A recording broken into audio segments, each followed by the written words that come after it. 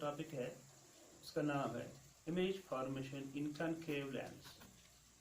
तो इसमें पहले रूल्स इसके 3 है। पहला वाला रूल कहता है when a ray is parallel to the principal axis after refraction it appears come from the focus. दूसरा रूल कहता है when a ray is going toward the focus after refraction it goes parallel to the principal axis. तीसरा वाला rule कहता है when a ray pass through the optical center after reflection it does not dance but it goes in the straight path.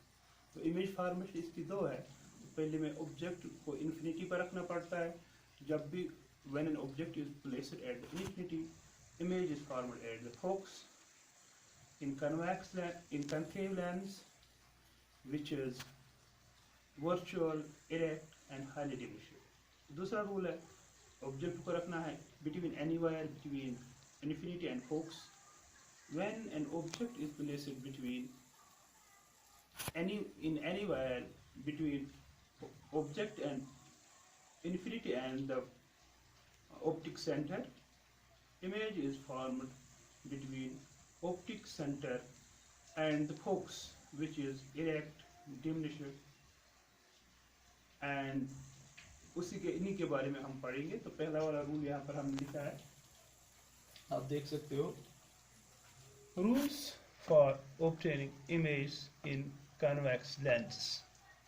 तो 3 rules है। तो पहला वाला rule कहता है when a ray is parallel to the principal axis. तो यहाँ तक तो ये पहुंच गई प्रिंसिपल एक्सिस के पैरेलल तक। तो इसके बाद हमें देखना था ये कहाँ से जाएगी। इसको डायरेक्शन बहुत सारी थी लेकिन इसकी डायरेक्शन क्या ऐसे रखा गया, कहा ये फोकस से होके आगे जा रही है, यानी फोकस की सीध में से आगे जा रही है। तो असल में तो यहाँ से, लेकिन इसकी डायरेक्शन लेनी है फोकस से। It appears come from the focus.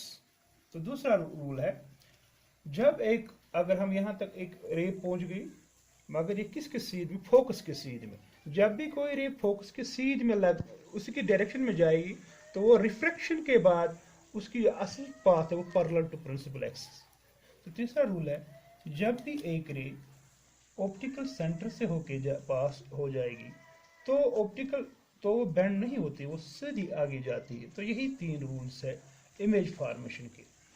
अब हम यहाँ पर इमेज फॉर्मेशन इन कनकेव लेंस। तो पहला वाला हमने लिख के रखा है आसानी के लिए, टाइम बच जाएगा। When an object is placed at infinity पर हमने ऑब्जेक्ट रखा in concave lens image is formed in front of it.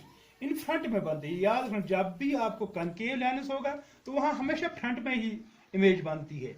अब बनती कहां पर है, तो पहला वाला हम ये वाला रूल लेंगे डायरेक्ट। आप देख सकते हैं ये वाला रूल, जब भी आप ऑब्जेक्ट इन्फिनिटी पर रखते तो ये वाला रूल जरूरी लेना है। तो यही रूल हमने डायरेक्ट उठाया यहाँ से और यहाँ पर लगाया हमने, सेम रूल है और कोई नया नहीं है इसमें।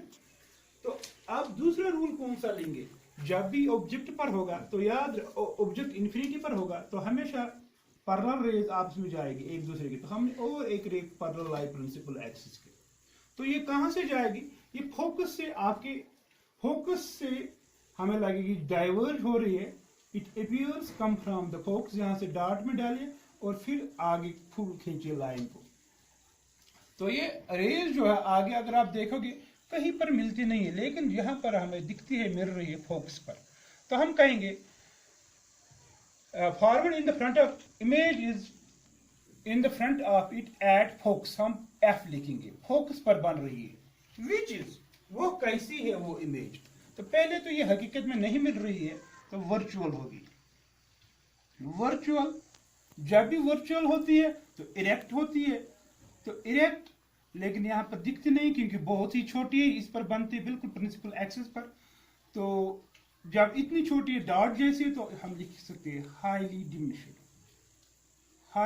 डिमिनिश्ड। अब दूसरा रूल है इसका। तो ठीक है, ये बन गई इसका रूल। तो जब ऑब्जेक्ट, आप कहां पर ऑब्जेक्ट रखना है, चाहे आप इन्फिनिटी पर रखो यहाँ पर, तो वो तो रख लिया आपने, यहाँ पर इन्फिनिटी पर ऑब्जेक्ट था।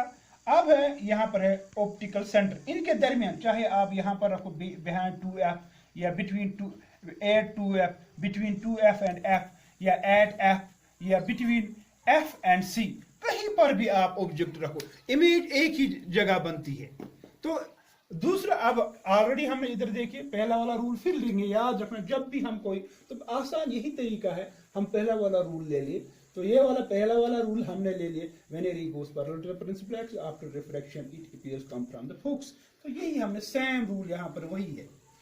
अब मसला है दूसरा वाला रूल कौन सा लेंगे, दूसरा यहाँ पर आप देख सकते हो दूसरा रूल भी है, तीसरा वाला रूल, तो आसान यही है, न कोई इसमें एक्स्ट्रा लाइन या न डॉट कुछ डाला, तो हम ये वाले लेंगे, ये हमें आसान हो जाएगी। लेकिन पहले हमें ऑब्जेक्ट बनाना है, ऑब्जेक्ट को हमें बिटवीन एनी वायर रखा, सपोज हमने ऑब्जेक्ट यहाँ पर रखा, तो यहाँ पर हमें इस वक्त 2f को कंसिडर नहीं कर, हम रखना है ये यहाँ चाहे इन्फिनिटी के दरमियान और c के दरमियान, इनके दरमियान हमें रखना है।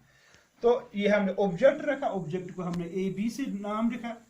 अब जब भी कोई रे जाती है यहाँ से ऑप्टिक सेंटर से, तो वो डायरेक्ट आगे होके जाती है, तो हम वो यही रूल यहाँ पर अप्लाई कर रहे हैं, तो डायरेक्ट जा रही है, कोई बेंड नहीं हो रहा है इसमें। तो जहां पर ये दो आपस में मिले वहां पर आपकी इमेज बन गई, तो ये बन गई आपकी इमेज। तो ये यहां से यहां तक इमेज, यहां से ये दो ए डैश और बी डैश आप लिख सकते हैं इसको, ए डैश और बी डैश, जब इमेज को तो डैश में हम इसको डिनोट कर सकते हैं। तो क्या हम लिखेंगे, when an object is placed anywhere, कहीं पर between infinity and C in concave lens, image is formed, image कहां पर बनती है, इमेज इज फॉर्मड, यहां पर हमने लिखा है, सॉरी, इमेज इज फॉर्मड कहां पर बनती है, वो हम खुद between F and C, between F focus and C means optic centre या ऑप्टिकल सेंटर। तो वो कैसी होगी, ये रेज हकीकत में नहीं मिल रही, ये वाली रे तो दिख रही है, यहां से आ रही है, नहीं मिल रही, तो वर्चुअल होगी। याद रखना चाहिए, जब भी वर्चुअल होगी तो इरेक्ट होती है, यहाँ पर दिखती भी है, ये खड़ा है प्रिंसिपल एक्स पर, तो ये इरेक्ट है। तो तीसरा, अब अगर ऑब्जेक्ट इतना बड़ा है यहाँ से यहाँ तक, इमेज तो छोटी है, तो इसको लिखेंगे हम डिमिनिश्ड।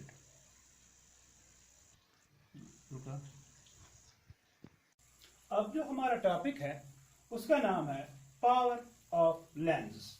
पावर ऑफ लेंस किसे कहते हैं, पावर ऑफ लेंस का मतलब अगर हम ऐसे कहेंगे तो कितना एक रे, ये यहाँ पर जो है ये रे दूर जा रही है इस लेंस से या फोकस से, तो ये डाइवर्ज हो रही है, ये जो रे रिफ्रैक्ट होके ये फोकस की तरफ आ रही है या प्रिंसिपल एक्सिस की तरफ आ रही है, तो ये कन्वर्ज हो रही है। तो ये कन्वर्ज कितना रे करेगी या डाइवर्ज कितना करेगी, इसकी डिग्री को नापना। सपोज हमें इससे छोटा एक लेंस होता है यहाँ पर, तो उसको सपोज फोकस यहाँ नजदीक होता, तो यहाँ से ये जाती पैरेलल, तो वो नजदीक, इससे नजदीक इसके पास आ जाती।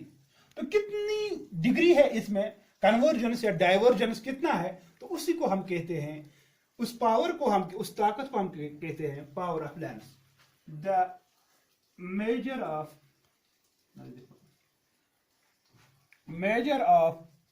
डिग्री ऑफ कन्वर्जेंस, कन्वर्ज होने का कितना, और divergence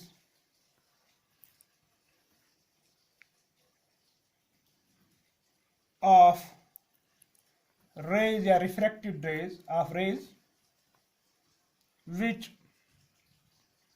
fall on the lens. तो ये कितनी लेंस पर जो रेज को बेंड कर सकता है उसको हम कहते हैं पावर ऑफ लेंस। तो ये होता है, पावर ऑफ लेंस को हम P से लिखते हैं, पावर ऑफ लेंस होता है बराबर पावर ऑफ लेंस, वो होता है रेसिप्रोकल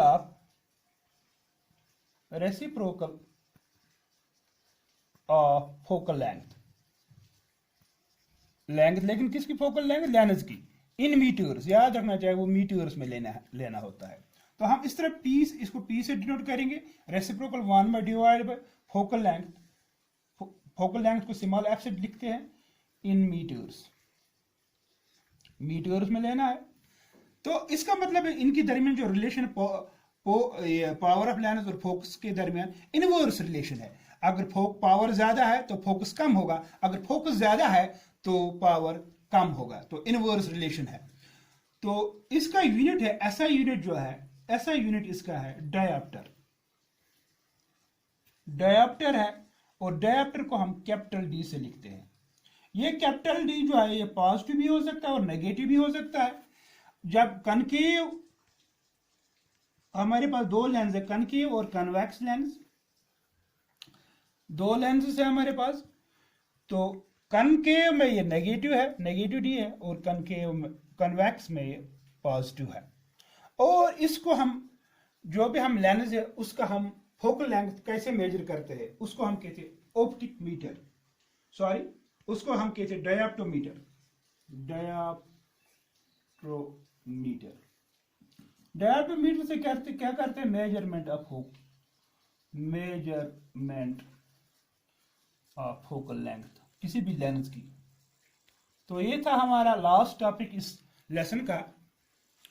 तो ये बहुत लंबा लेसन है, हमने अल्हम्दुलिल्लाह हमने इस लेसन को ख़त्म किया, आगे भी जाएंगे हम। तो आप अच्छी तरह देखिए, जहाँ पर भी कंफ्यूजन है वो बता दीजिए, कमेंट कीजिए, कोई मसला नहीं, हम कोशिश करेंगे वो आपको हम बता देंगे कि कहाँ पर क्या करना है। और साथ साथ में अक्सर लोग देखते हैं लेकिन सब्सक्राइब नहीं करते, सब्सक्राइब कीजिए, इससे हमारी हौसला अफजाई होती है। और सब्सक्रिप्शन में कोई भी पैसा नहीं लगता, बाकी वसल्लम।